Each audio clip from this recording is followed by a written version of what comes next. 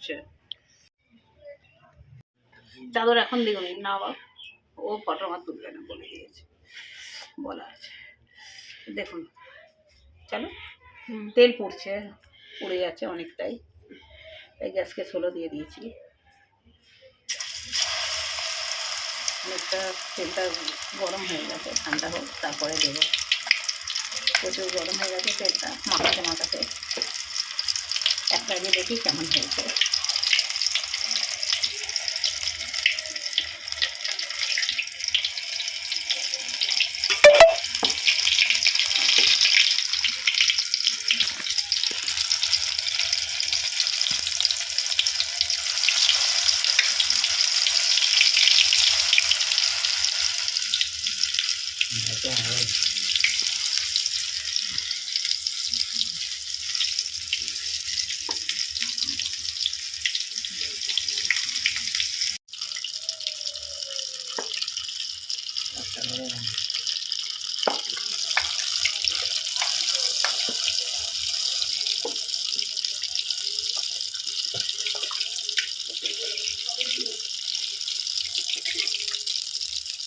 দেখেছেন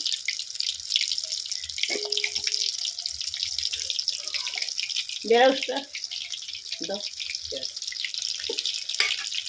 ইশারা বোঝেন কত কথা। আমি তো আর বেসনটা যার জন্য একটু দিতে হলো, একটু ছেড়ে যাচ্ছিলো বলে।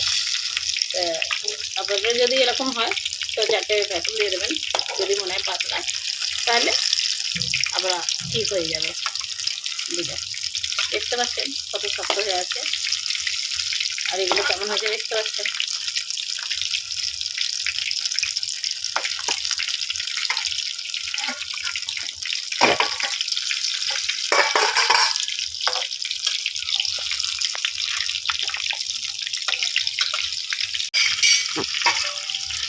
দেখুন একটু লাল লাল হয়েছে মোটামুটি, লাল হয়েছে। আর একটু সামান্য দিকে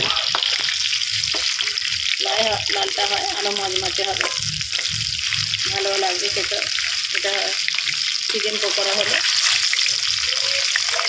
দেখুন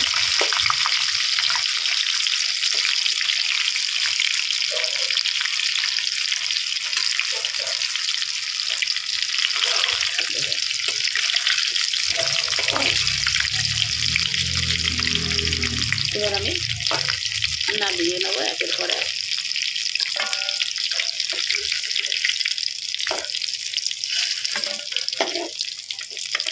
যেভাবে দেখালাম এভাবে আপনারাও করুন, দেখবেন একটা ছেড়ে যাবে না। যদি বেসনটা একটু কম হয় বা পাতলা মনে হচ্ছে, সঙ্গে সঙ্গে 2টো বেসন দিয়ে মাখিয়ে নেবেন, ঠিক হয়ে যাবে। দেখুন